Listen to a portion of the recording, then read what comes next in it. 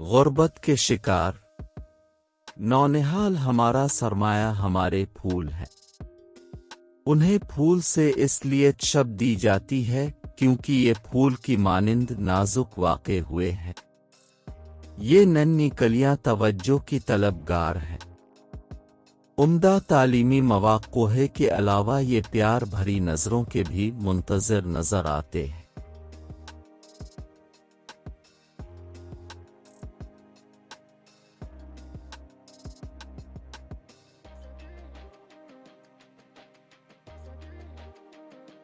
School जाने के औकात में ट्रैफिक सिग्नल और वर्कशॉप पर मजदूरी करने वाले अतफाल का कोई पुरसान हाल नहीं। नौनिहाल हमारा सरमाया हमारे फूल है।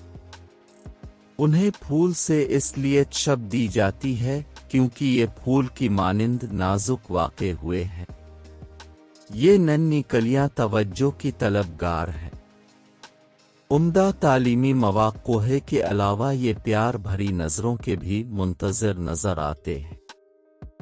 अपनी औलाद से तो हर कोई प्यार करता है, मगर ऐसे बच्चे जो वालिदैन के साए से महरूम हैं या जो मजबूरी में घर के अफराद का पेट पालने पर मजबूर हैं, वो भी दूसरों से शफ़क़त व प्यार के तलबगार रहते हैं।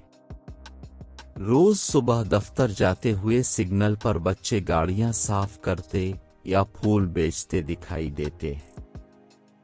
इन बच्चों को देखकर एक ख्याल ज़हन में उभरता है कि क्या उन बच्चों का दूसरे बच्चों की तरह सुबह उठकर स्कूल जाने का दिल नहीं करता? क्या उन्हें बाकी नौनिहालों की तरह बुनियादी सहूलियात से आरास्ता जिंदगी मुयस्सर करना मुमकिन नहीं?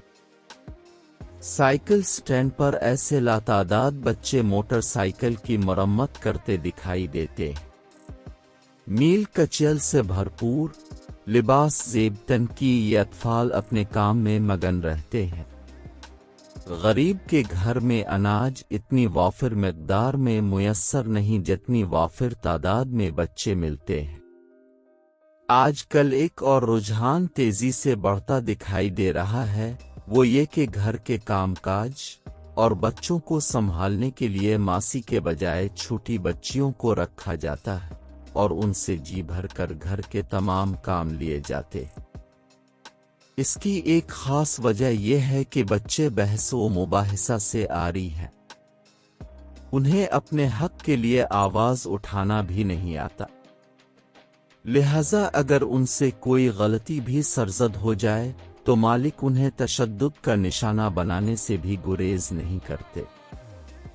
तैयबा तशद्दुद केस और इस जैसे दीगर वाक़यात इस बात की मुंह बोलती दलील है।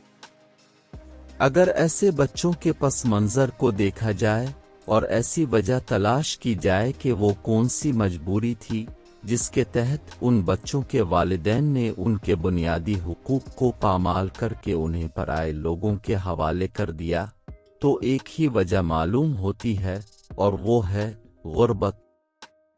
गुर्बत एक ऐसी बीमारी बन चुकी है कि जिससे हमारे नौनिहाल भी महफूज नहीं।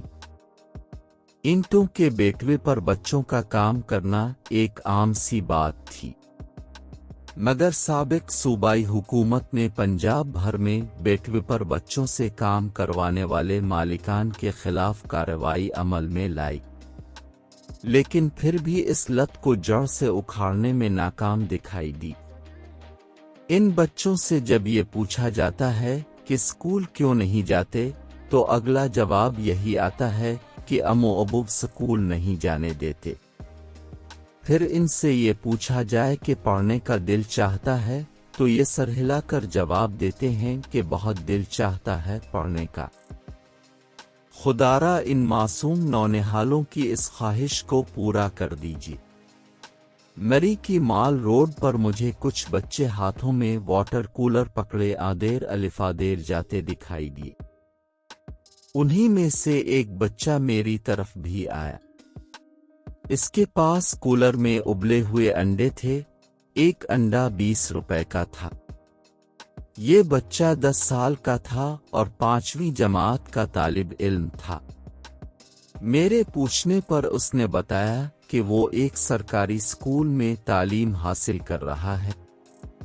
ابو کی آمدنی اتنی نہیں کہ وہ سارے کنبے کی اکیلے کفالت کر سکیں، اس لیے بڑا بیٹا ہونے کے ناطے میں اپنے باپ کا بوجھ کم کرنے کے لیے شام کے اوقات میں مال روڈ پر سیاحوں کو ابلے انڈے بیچتا ہوں۔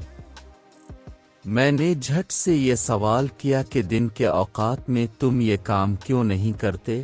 تو اس نے کہا کہ مجھے پڑھنے کا شوق ہے اور میں مستقل طور پر انڈے نہیں بیچنا چاہتا، میں چاہتا ہوں کہ پڑھ لکھ کر پولٹری فارم چلاؤں۔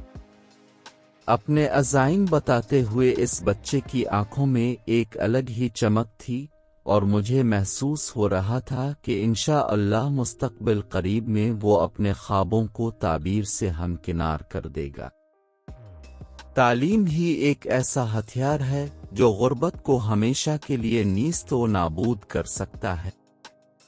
سرکاری اداروں میں تعلیم مفت ہے، اس کے علاوہ ذہین طالب علموں کو وظائف بھی دیے جاتے ہیں، چنانچہ غربت کے ستائے والدین اپنے بچوں کو مزدوری پر لگانے کے بجائے اسکول میں داخل کروائیں۔ وقتی طور پر کنبے کی کفالت اپنے کندھوں پر رکھیں، معصوم بچوں کو اس بوجھ سے دور رکھیں۔ حکومتی سطح پر ایسے پرکشش وظائف مہیا کیے جائیں جن سے تمام حقدار طالب علم مستفید ہو سکیں اور انہیں حصول تعلیم کے لیے کسی قسم کی دشواری کا سامنا نہ کرنا پڑے۔